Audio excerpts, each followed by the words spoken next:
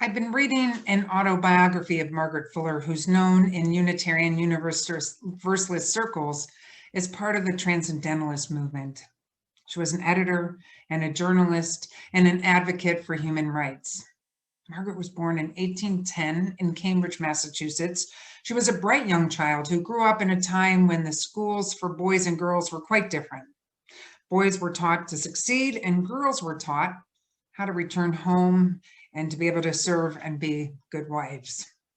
Margaret's father, who was not an easy character, spent time in serious study with Margaret from an early age. It said that he taught her to read and write when she was 3.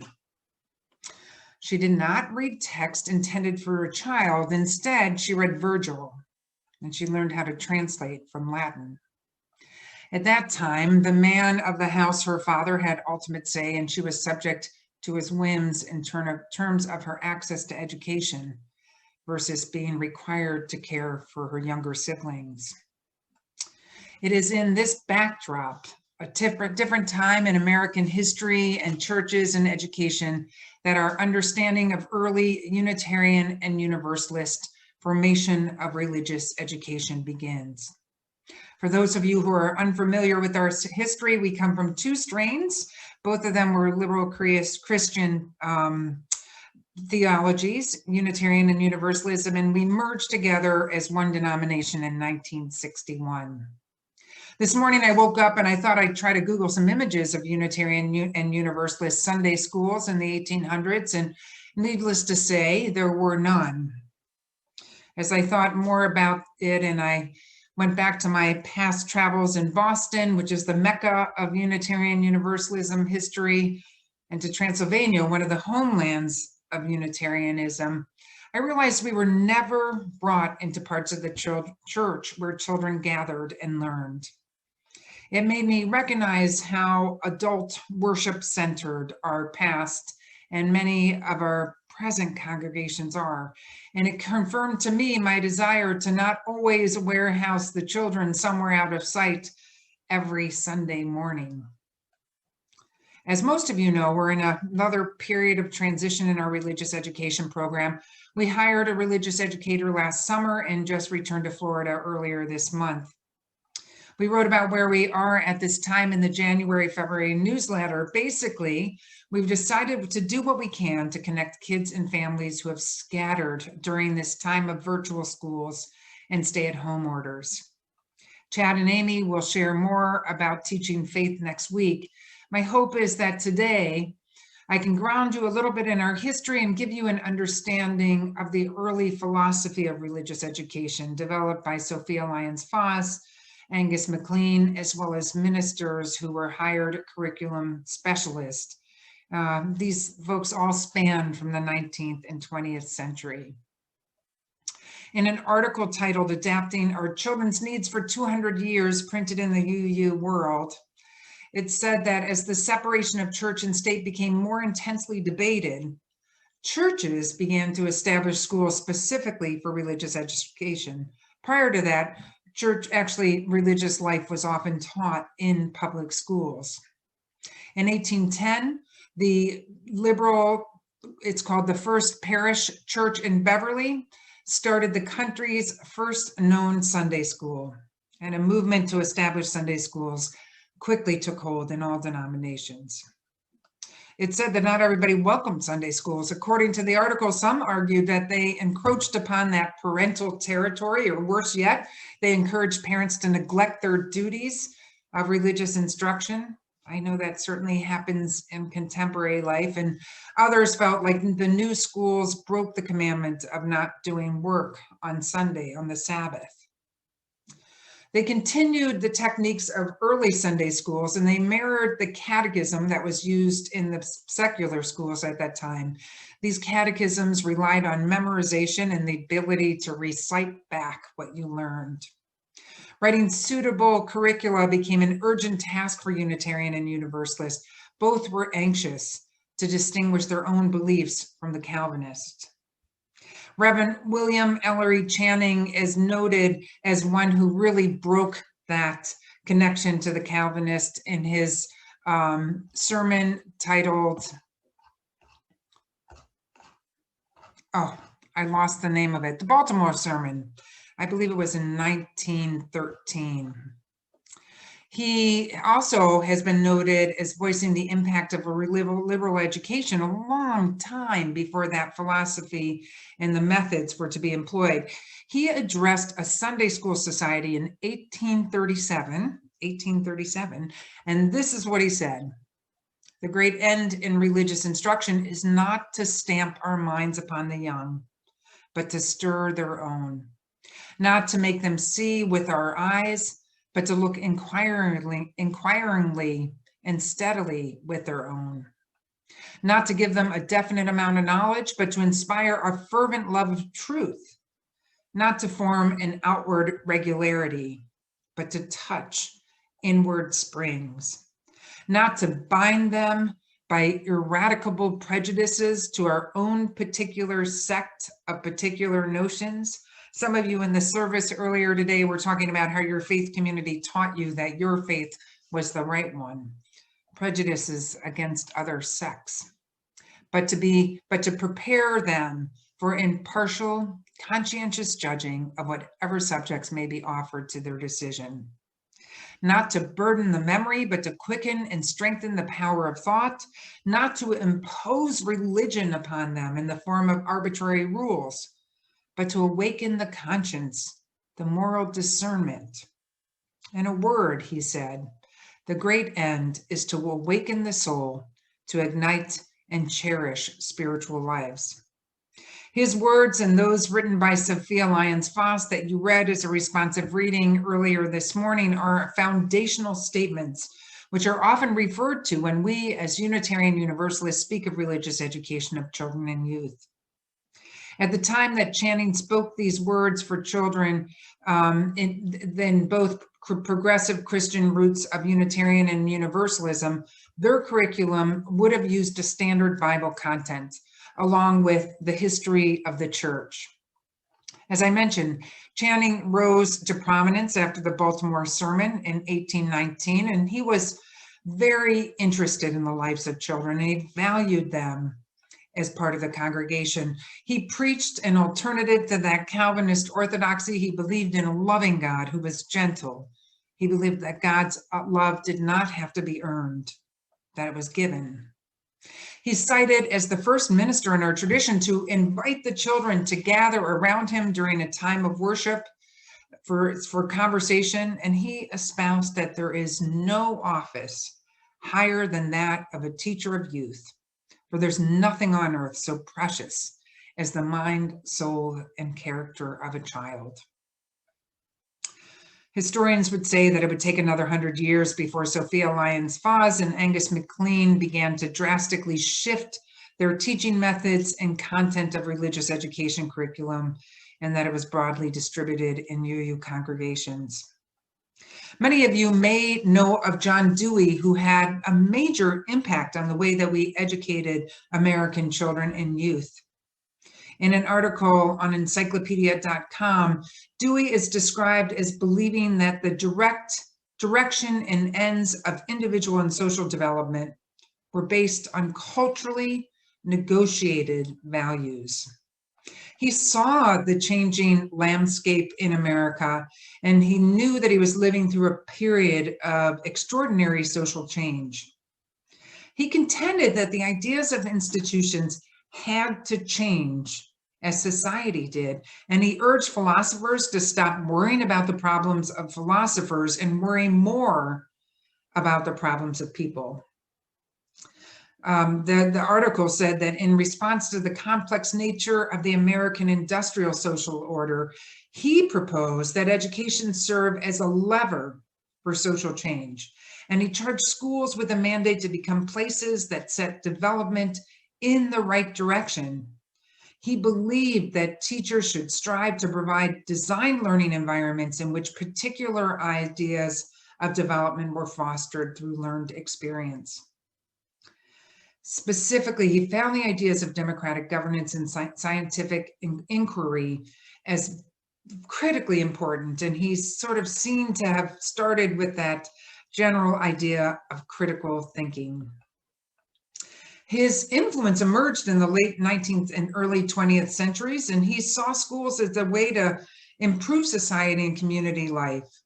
He was prominent in that model of learning by doing, a hands-on education. He believed that curriculum should be child-centered, and this meant that creed-centered curriculum would not do.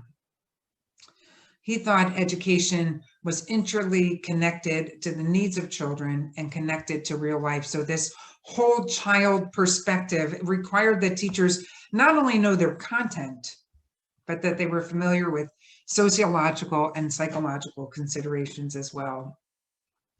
Historians say that you can see Dewey's impact in religious education curriculum as early as 1912. The new Beacon Course in Religious Education was created at that point. Beacon Press, for those of you who don't know, was founded in 1854 by the American Unitarian Association, and it still is a department of the Unitarian Universalist Association.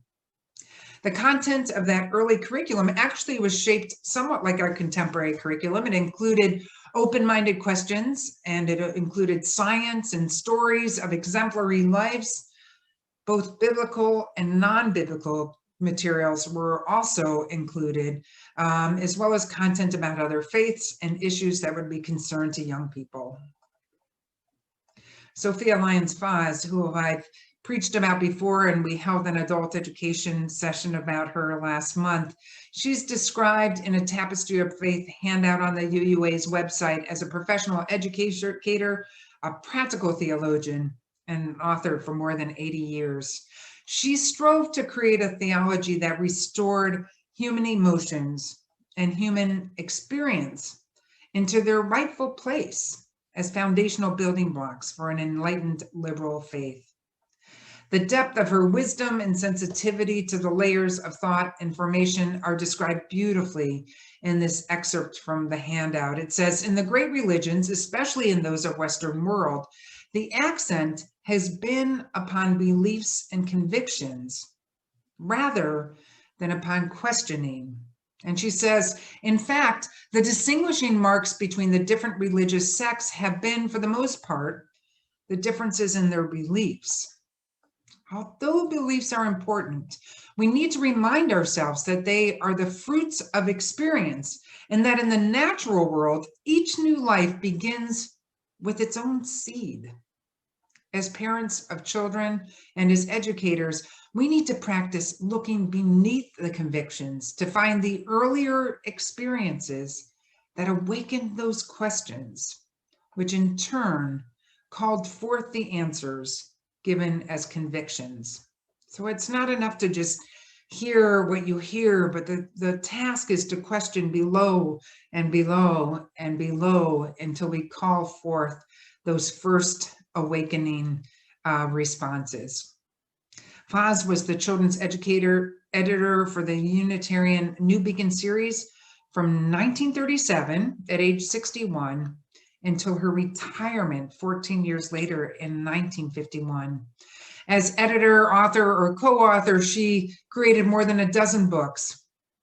She addressed children directly, using vivid stories for around the world. As one of her biography observes, she drew on anthropological and psychological research dedicated to one goal. And this is how she summarized her goal. We wish children to come to know God directly through original approaches of their own to the universe.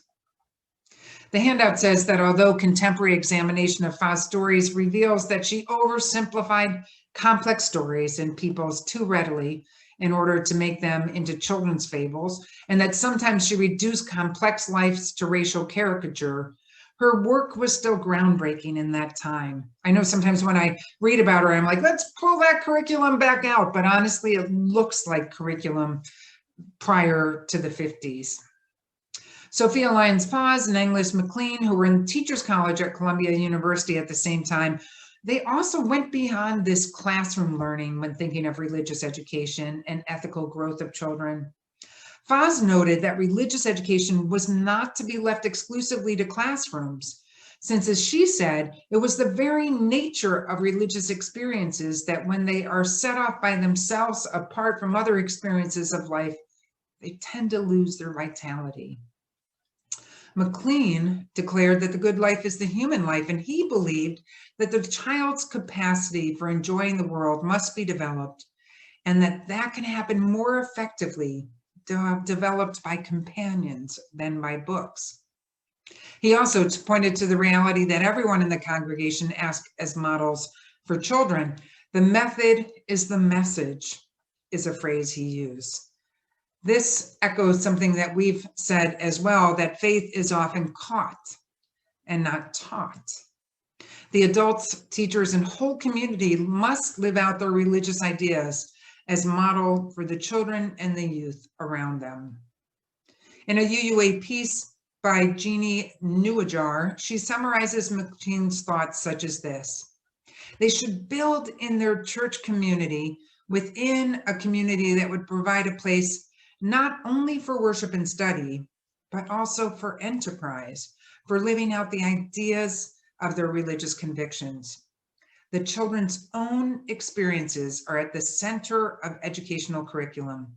Children are confronted with social conflicts and problems and crises from early years and must have a readiness to respond. Their education, particularly their religious education, should better prepare them for social realities and ethical responses that are thrust upon them. The personal, experiential approach is the best way to accompany this preparedness. The teacher's primary job in McLean's thinking was to shape and supervise positive experiences, and above all, to give assistance in integrating those experiences into a child's conceptual system and undergirding faith.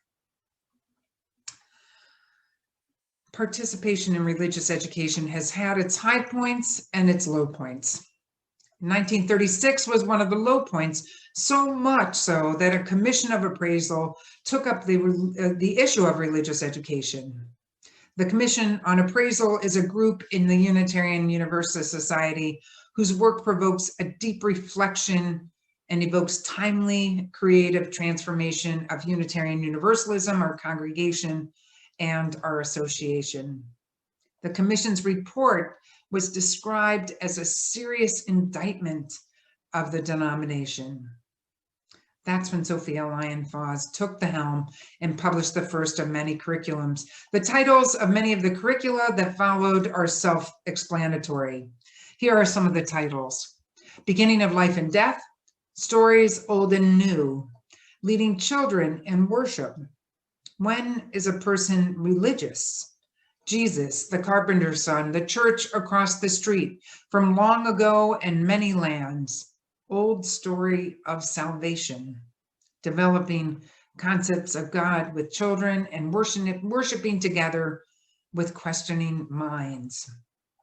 She and her colleagues published curriculum like this into the mid-1960s. It was at that point in the late 50s and 60s that large congregations started to hire professional religious educators.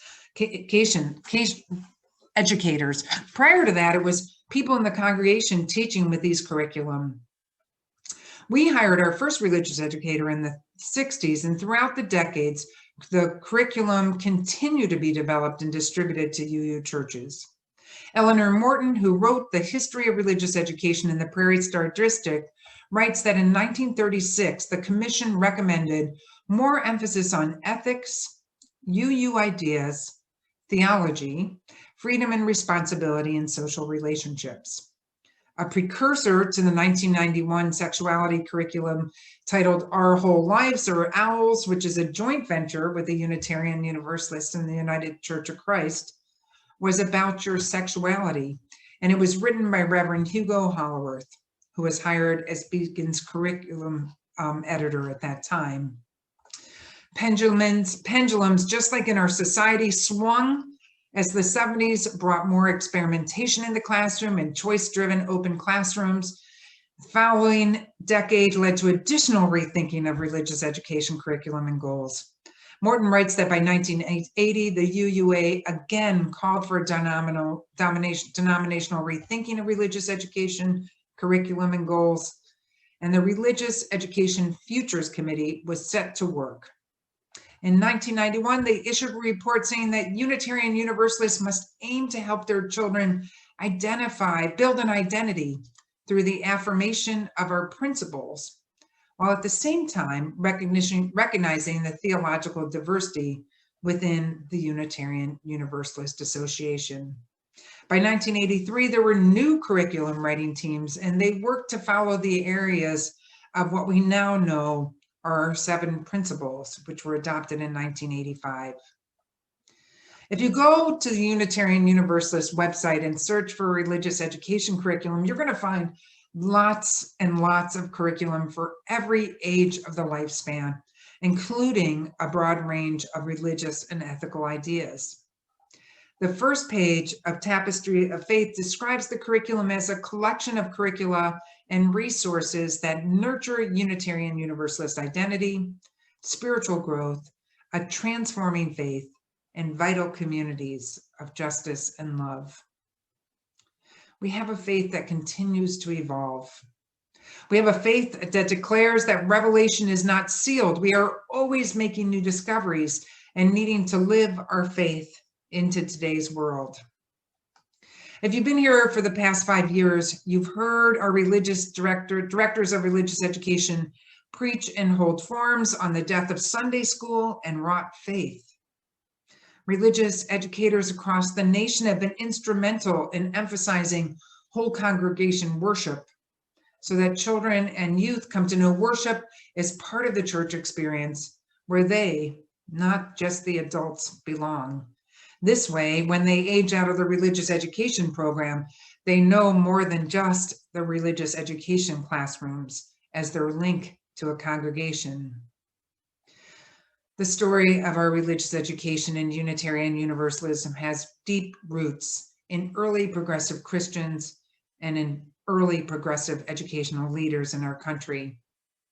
Our idea of what a person who is educated in the liberal faith is expansive, and in my mind, it's so exciting and interesting, and yet it is so mind-boggling and overwhelming.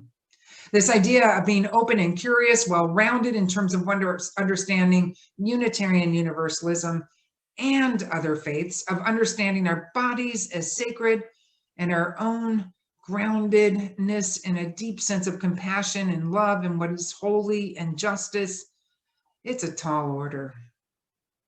The UUA and Laredo, which is the Liberal Religious Educators Association, created a joint task force for professional standards. And in 2001, they created a system of religious education credentialing.